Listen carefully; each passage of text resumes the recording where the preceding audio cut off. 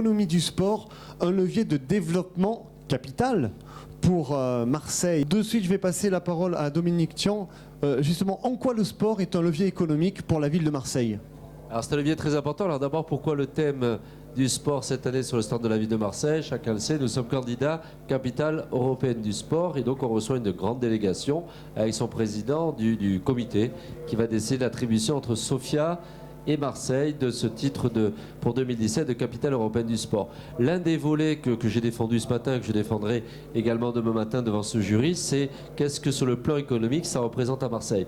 Or à Marseille, c'est quelque chose de tout à fait important. Vous allez parler des entreprises dans quelques instants, donc je ne vais pas aborder le sujet, mais c'est déjà 150 000 licenciés des fédérations sportives à Marseille, donc c'est un poids tout à fait considérable. Premier sport pratiqué, le foot évidemment. Deuxième, évidemment, la pétanque. Bon, et troisième, le tennis, quatrième, la voile. Bon, et ces 150 000 licenciés se répartissent en plusieurs centaines de clubs dynamiques, après ça serait plusieurs milliers si on allait jusqu'au bout, et dans ces grands clubs il y a des très grands clubs, il y a tout ce qui dépend évidemment de l'Olympique de Marseille, il y a SCO Sainte-Marguerite évidemment qui compte énormément, il y a le vélo club des Olives, il y a un certain nombre de clubs qui sont très importants, le cercle des nageurs, merci Cédric, j'allais oublier le cercle des nageurs, bon, il y a un certain nombre de clubs également très connus dans la voile, le Stade Nautique de Marseille, le CNTL, l'YCPR, bon, tout ça fait qu'il y a une pratique sportive de Marseille qui est extrêmement importante, et pour faire court aussi, quand on fait du sport, et notamment du sport en plein air, qui est quand même un peu une spécialité marseillaise, parce que la météo, la géographie font qu'à Marseille c'est ainsi et c'est facile, eh bien on consomme des produits sportifs, donc on a aussi dans le domaine du sport énormément de grandes marques qui réalisent des chiffres très très importants. Il n'y a pas qu'Adidas dans le centre-ville, il y a beaucoup d'autres fournisseurs, équipementiers sportifs qui font des très très gros chiffres, et donc ça représente en termes d'emploi énormément. Il faut savoir que sur le plan national, le sport c'est à peu près 2% du PIB, et sur le plan national, et qu'à Marseille, on estime que le chiffre est probablement de plusieurs centaines de millions d'euros sur l'ensemble de la zone. Voilà, et on a quand même des très grosses boutiques, je veux dire à Bouc-Bel-Air, à Aubagne et ailleurs, à Marseille bien évidemment. Ça vend, ça produit beaucoup, et en plus il y a des événements qui sont très mobilisateurs et très vendeurs. Je pense notamment par exemple à Marseille-Cassis. Bon, ça veut dire qu'en milliers de nuits d'hôtels, etc., ça représente sur le plan économique quelque chose de tout à fait considérable. Donc c'est le volet que je défendrai demain devant le jury. Oui. Non, je voulais juste compléter peut-être Dominique si tu me permets, parce que c'était sur Marseille, effectivement tu as donné les chiffres. Moi avec une casquette plutôt chambre de commerce, alors j'ai quelques chiffres qui sont plutôt territoriaux, donc qui sont sur le territoire complètement. Et là on touche 1,5 milliard € de chiffre d'affaires. C'est-à-dire que le cœur de cible sportif c'est très récent puisque l'étude de la chambre de commerce est en cours. On la délivrera dans quelques semaines justement aussi dans le cadre de la capitale européenne du sport, et donc on touche maintenant 1 milliard, enfin on estime assez finement qu'on est à peu près à 1,5 milliard €. Alors là-dessus vous avez l'OM qui fait 150 millions, l'OM fait 150 millions de chiffre d'affaires évidemment, Decathlon pour ne pas le citer fait également 150 à 200 millions. Ce qui fait que ça fonctionne, c'est le plus. Voilà, exactement, et donc sur le territoire on est à 1,5 milliard, on est à 10 000 emplois. Ce qui est à la fois beaucoup mais pas beaucoup. Donc 10 000 emplois, c'est du public et du privé. Donc le public, bien sûr, 4 000 avec tout ce qu'on connaît de ce que les collectivités donnent, etc. Mais le privé apporte 6 000 emplois. Le privé sport apporte 6 000 emplois. Les employés d'Hervé Rofritsch à la Boule Bleue sont comptés dans ce chiffre d'affaires et dans ces. Oui, mais petit à petit, voilà. Tu vois, c'est juste pour. C'est comme on dit, ça c'est sur le territoire, c'est avec les petits ruisseaux, en fait. Avec les petits ruisseaux qu'on fait des grandes rivières. Voilà, exactement. Donc, on va revenir sur les entreprises justement. Je voulais qu'on parle avec Hervé Rofritsch, la Boule Bleue. Alors la Boule Bleue, depuis 1904, c'est une vraie aventure marseillaise. Est-ce que vous pouvez un petit peu nous expliquer comment votre entreprise est devenue un des fleurons en matière de boules, de fabrication de boules et de pétanque? Oui, merci pour le mot fleuron, le beau qualificatif. Connu partout. Et c'est une aventure humaine déjà, depuis 4 générations. Mon arrière-grand-père en 1904 a commencé par fabriquer quelques paires de boules en bois clouté. À l'époque, il fabriquait 2 paires par jour. Et aujourd'hui, ça reste une très petite entreprise puisque nous sommes 6 personnes en tout et pour tout. Mais nous fabriquons toujours des boules de pétanque, plutôt du haut de gamme, des boules compétition. agréé par la Fédération internationale de pétanque et de jeux provençal, on n'oublie pas, qui est l'ancêtre de la pétanque. Et on est spécialisé donc dans la boule compétition, le sur-mesure, les boules personnalisées, des choses comme ça. Encore avec une fabrication très artisanale. Comment vous vivez justement l'engouement qu'il y a autour de la pétanque? Parce que la pétanque, ça touche tout le monde, absolument tous les publics. En effet, ça touche tous les publics, toutes les catégories sociales, mais aussi tous les âges, puisqu'on peut y jouer de 7 ans, même plus tôt, jusqu'à 77 ans, voire plus. C'est un sport convivial ou un loisir convivial qui rassemble plusieurs générations, je l'ai dit, où on peut prendre du plaisir, quel que soit le niveau qu'on puisse avoir. Et ça, c'est quand même assez important. Et puis, c'est un loisir ou un sport bien de chez nous qui se pratique au soleil ou à l'ombre des platanes ou des pins, au chant des cigales. Il y a un bon cliché pour ça. Oui, mais le cliché existe et il est très très bon. Heureusement qu'on l'a.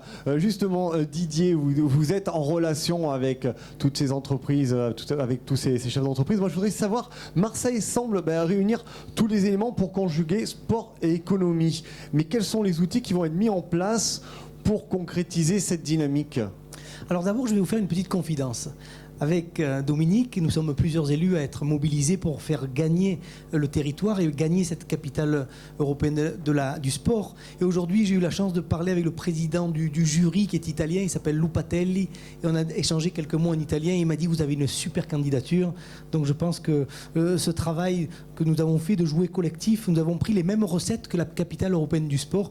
Et je suis sûr que je crois que c'est le 19 novembre que nous saurons le résultat et que nous serons... J'espère, je croise les doigts, nous serons le gagnant. Alors, justement, je vous ai parlé de la capitale européenne du sport, d'avant de la culture. Je vous disais que c'était un accélérateur de métropole. C'est vrai que depuis, la ville et le territoire, nous avons beaucoup évolué. Le maire dit souvent, la ville s'est métamorphosée. Et d'ailleurs, ça se traduit en termes d'image dans les différents classements. Les classements qui sont sortis, et on n'en parle pas assez.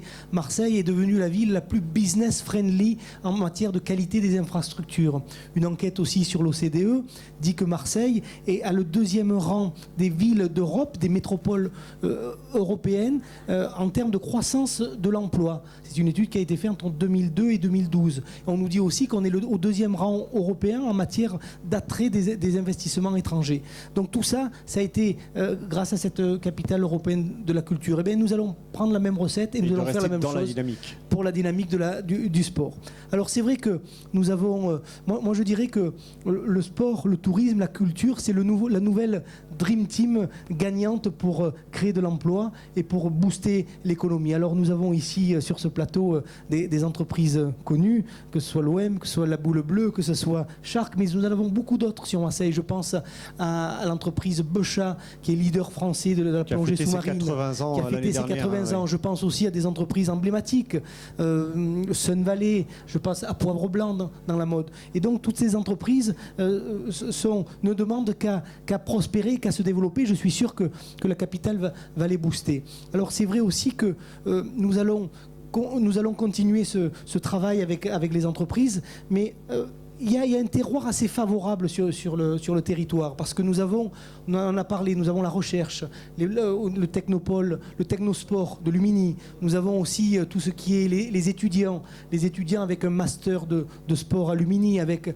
l'AMU, la première université de France. Nous avons aussi l'université de sport. En fait, sur le territoire, tout est fertile pour que nous puissions, avec la Chambre de commerce, et nous soutenons cette idée de cluster autour du sport. En fait, c'est faire en sorte que des entreprises leaders, locomotives, tirent vers le haut des startups. Nous avons réussi un magnifique cluster dans la mode. Nous sommes en train de réussir un magnifique cluster autour du numérique au pôle média de la Belle de Mai.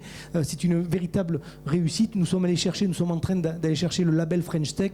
Bien, c'est dans cette même démarche. Et puis, dernier point que je voudrais aborder, parce qu'on ne peut pas parler de sport sans parler de qualité de vie et art de vivre made in Marseille. Marseille, vous savez, c'est un terrain de sport à ciel ouvert, 220 000 pratiquants et une popularité énorme. Eh bien, aujourd'hui, les entrepreneurs Et ça, c'est important pour les entrepreneurs. Aujourd'hui, on doit, pour attirer les cadres, pour les faire venir à Marseille, il faut donner un confort de vie incroyablement positif, que ce soit au niveau de la sécurité, que ce soit au niveau de la propreté et au niveau de la vie tous les jours. Les plus grandes métropoles internationales, que ce soit Sydney, que ce soit New York, que ce soit San Francisco, elles l'ont compris.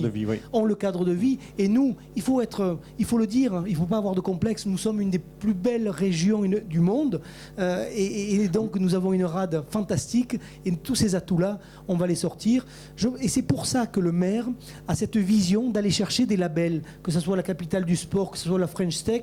En fait, ça nous permet de tirer le territoire vers le haut, de monter en gamme. Et puis le sport populaire va être une magnifique réussite. Économie, sport. Et puis je vois un représentant, un grand professeur de médecine. C'est très transversal le sport. Le sport, la santé, le sport, le numérique, le sport, la mode. Donc on est tous là pour que ça soit une superbe réussite. Je crois que Cédric Dufroy voulait rebondir.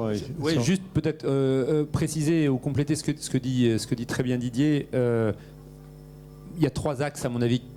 Oui, vous posiez la question des outils tout à l'heure. Quels outils il faut pour faire que le sport devienne effectivement ce que le tourisme a été depuis quelques années. On s'est aperçu il y a quelques années que le tourisme était important, on l'a fait et on voit l'explosion touristique. Aujourd'hui, parce que les croisières, par exemple, ont plus été d'un million, depuis, plus d'un million de passagers voilà, chaque année. On est exactement dans le même profil. On en est, à mon avis, au début du club de la croisière, il y a 10 ans, il y a 12 ans, où il y avait 20 000 croisiéristes, un peu plus, peut-être 95, je crois, 20 000 croisiéristes, et on est maintenant à 1 million. 1 600 000 on en est à ce moment-là avec le sport. Et alors donc, il faut créer des infrastructures, et ça, bon, la ville et toutes les collectivités nous l'ont offert.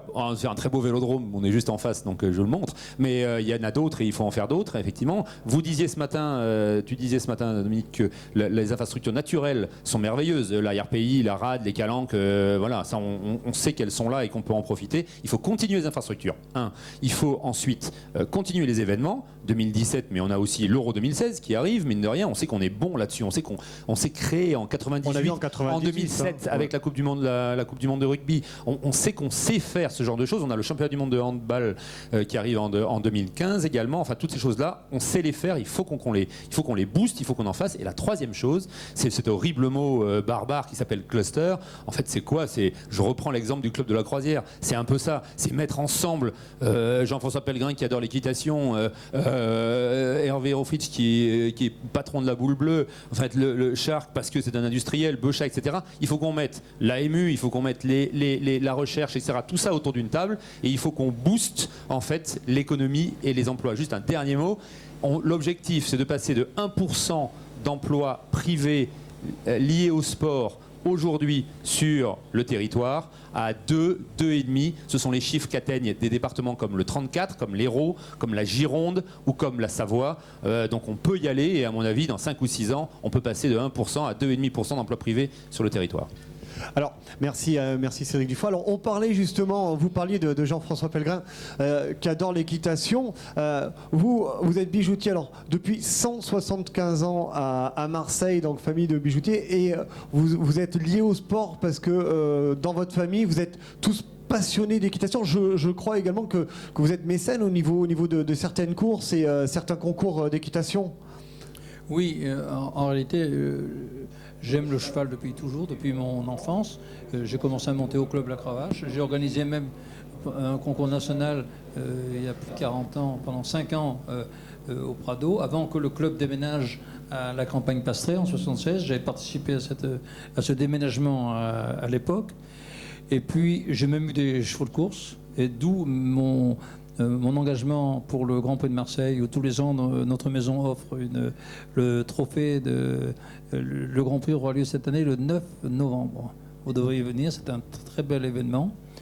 Et Marseille, c'est une ville hippique. Il n'y a qu'à voir les hippodromes qui fonctionnent toute l'année, que ce soit Borély, que ce soit effectivement.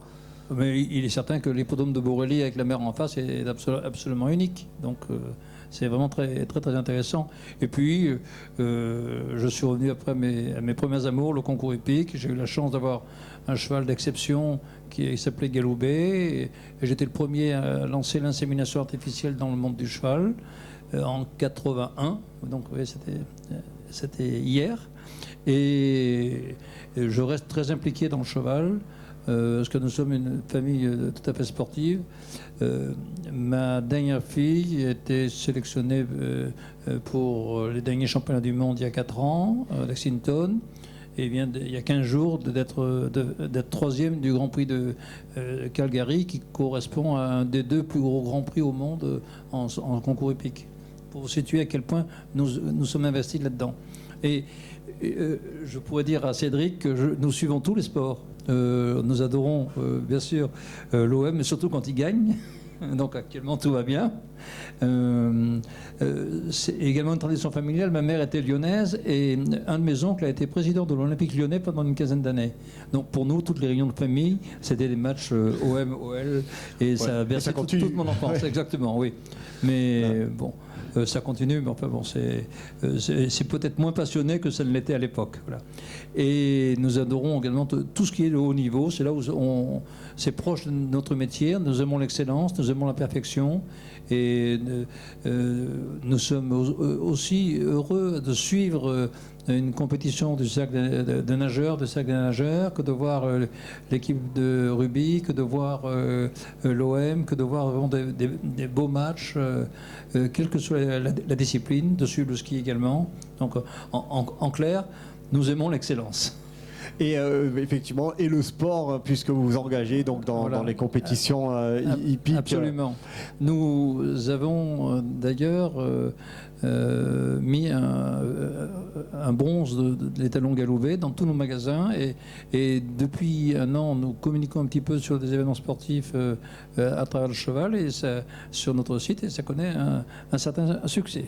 Voilà. Merci pour cette belle histoire. Une autre belle histoire, une histoire d'entreprise, l'entreprise Shark. Alors là, en termes d'innovation, donc l'entreprise Shark est le premier fabricant de casques en France. Je crois que vous êtes placé maintenant parmi les 5 premiers fabricants au monde et vous avez su donc développer dans vos locaux un pôle de recherche et de développement. Alors nous recevons donc Emmanuel Mousset, vous êtes le directeur de la communication. Est-ce que vous pouvez nous parler de l'évolution de votre entreprise et également de cette cellule innovation donc, qui joue un rôle de plus en plus prépondérant dans vos activités? Oui, bien sûr. Aujourd'hui, évidemment, parler de sport, c'est parler d'économie. Les deux sont extrêmement liés. Je pense qu'on est tous ici pour cette raison. Moi, j'ai l'habitude de dire que pour réussir sa vie professionnelle, il faut du travail, du talent et de la chance. Mais les 3, s'il en manque un, on ne réussit pas. Et je pense que dans le sport, c'est pareil. On peut rajouter du plaisir aussi. Et du plaisir. On peut réussir sans, mais c'est vrai que c'est mieux avec. Et finalement, je pense que c'est ce qu'on a fait chez Shark et c'est ce lien qu'on a tissé avec les sportifs. D'ailleurs, il y a beaucoup d'anciens sportifs qui sont aujourd'hui consultants d'entreprise et il y a beaucoup d'entreprises qui utilisent les magasins sportifs. Les 2 secteurs sont intrinsèquement liés. Shark, c'est quoi? C'est une entreprise française et marseillaise. Il y a peu de gens qui le savent. Depuis le début, c'est marseillais. Et les 2 roues sur lesquelles on s'est appuyé, ça a toujours été les mêmes et c'est encore les mêmes aujourd'hui. C'est 1, la compétition sportive et 2, la recherche et développement. Donc dès le départ, pour faire très vite monter la marque, on a investi sur des pilotes de Grand Prix. Tous les grands noms que vous connaissez, ils ont tous été chez Shark. Olivier Jacques, Randy Depugnet, Régis Laconi, y compris dans le cross. Aujourd'hui, c'est encore un des gros vecteurs d'image et de communication de la marque. Et on se sert de cette expérience de la piste dans des conditions extrêmes à 300 km/h pour développer nos casques et en faire les meilleurs. C'est le premier point fondamental de l'innovation chez Shark. Le deuxième, c'est la recherche fondamentale. On travaille avec des médecins, on travaille avec des grands instituts, avec des chercheurs qui vont assez loin dans de la recherche fondamentale pour aller encore plus loin sur les études de comment bouge le cerveau, où sont les impacts, comment on peut améliorer tout ça. Le troisième, c'est la recherche appliquée, c'est l'innovation en tant que telle. Aujourd'hui, ça va dans l'intégration de l'électronique dans le casque, comment on peut faire pour améliorer le confort, être plus léger. Et aujourd'hui, nous, c'est le premier employeur chez Shark. Le siège mondial est ici à Marseille. Et le plus gros pôle, le plus gros service, c'est la recherche et développement, au sein duquel il y a de la recherche et innovation. Donc, c'est toujours aller plus loin, c'est s'appuyer sur ce cluster, n'est-ce pas? Et autour de Marseille, il y a énormément de ressources vives. On a des ingénieurs de très haut niveau. Il y a effectivement à Lumini des formations sur lesquelles on s'appuie, nous. Il y a des circuits de très haut niveau aussi, au Castellet, où il y a un très grand prix qui va revenir. Il y a le pôle mécanique à Alès, il y a beaucoup de choses. Il y a une vraie dynamique autour de ça qui permet aujourd'hui l'économie, l'innovation et donc de faire fonctionner les deux. Nous avons une entreprise aussi à Marseille qui est installée depuis 1962, c'est la Comex.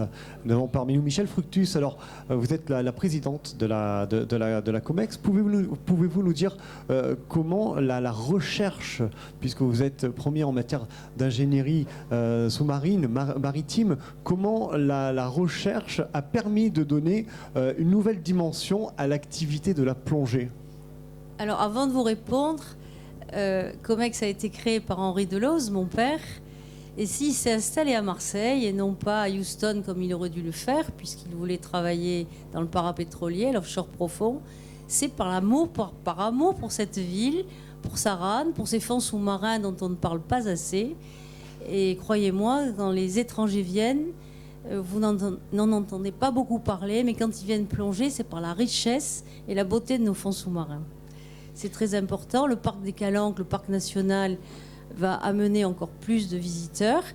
Et quoi qu'on en dise, ça amènera beaucoup de touristes qui vont faire marcher les hôtels, les restaurants, etc., etc.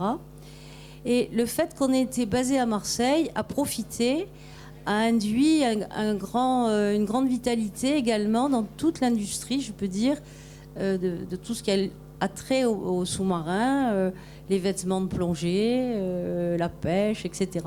Il ne faut pas oublier non plus que le premier groupement qui a lié la pêche et les activités sous-marines a été créé en 1940, a été signé sur la barge de la Société nautique de Marseille. Donc c'est une très vieille activité. Alors on parle beaucoup de l'OM, et j'en sais bien, mais tout ce qui est nautique et sous-marin est très très important ici pour l'image de marque parce que ça tire vers le haut. Alors Comex, mon père a été pionnier avec le docteur Xavier Fructus, tant en technologie qu'en physiologie. Et on a attiré tout de suite dans notre personnel des grands sportifs. Parce que je pense que on ne peut pas avoir un cerveau bien fait si on ne fait pas de sport et inversement. On ne peut évoluer en compétition que lorsqu'on réfléchit aussi. Et la preuve en est, on a eu Philippe Gentot qui a été un grand plongeur d'essai, puisqu'en 1977, il faisait des plongées d'essai en caisson à 500 mètres à l'hélium. Parce que voilà, vous avez permis la plongée à très très grande profondeur. Oui, et ce même garçon, en 83, gagnait la course autour du monde en solitaire. Nous avons eu un de nos grands chefs de chantier qui faisait, sur toutes nos implantations à l'étranger, Jacques Membré, qui gagnait le Camel Trophée, bien qu'il ait eu à l'époque 40 ans. Nous avons eu un grand directeur qui s'appelait François Guillot, qui a été, je dirais, un des pionniers de l'escalade moderne, à main nue. Et tous font du sport, tous. Et ça va de pair. Et dans ce que l'on a développé, c'est-à-dire la plongée à saturation, les caissons, etc., nous avons accueilli, lorsqu'on avait notre premier centre, tous les accidents de plongée, puisque même à ce moment-là, les hôpitaux n'en possédaient pas, etc.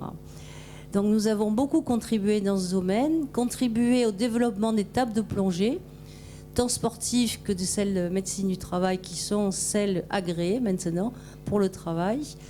Nous avons toujours collaboré en recherche, physiologie avec le monde hospitalo-universitaire. Nous continuons à travailler beaucoup pour le CNRS. Nous avons même attiré les montagnards, puisque pour la médecine du sport, nous avons simulé pendant 1 mois dans nos caissons la vraie vie, la montée sur Everest. Nous avions les seules installations à pouvoir faire ça. Nous avons également beaucoup travaillé, on a fait beaucoup d'expérimentations et d'essais pour la médecine du sport sur l'entraînement des sportifs sous oxygène dans un grand caisson que l'on a qui s'appelle l'hydrosphère et qui accélère, en fait cet entraînement accélère leur montée en puissance pour atteindre leur plus haut niveau sportif. Par contre, tout autour de la mer, et parce que nous sommes ici, on fait beaucoup de R&D. Actuellement, nous développons un engin téléopéré qui fait de la photogrammétrie 3D et en même temps des enregistrements acoustiques. Alors tout ça, c'est un peu compliqué, mais ça passionne tous les scientifiques. Alors nos premiers essais, on les a faits et je cite parce que c'est important, sur les récifs artificiels qui ont été faits par la ville de Marseille. Nous faisons beaucoup d'essais aussi maintenant pour l'Agence des aires marines protégées, pour diverses agences du CNRS. Et tout ce monde scientifique a maintenant des sites web très bien faits, que le grand public regarde. Et quand ils voient ces fonds sous-marins, ils ont de plus en plus envie de venir plonger.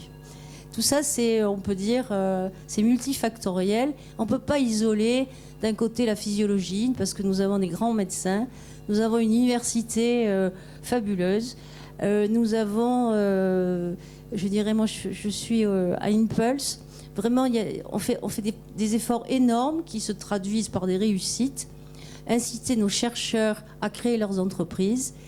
Et tout ça, il n'y a pas que le sport, il n'y a pas que la culture, je me permets de dire ça, c'est un tout. Merci pour cette rencontre, c'était passionnant. On peut applaudir et remercier nos invités.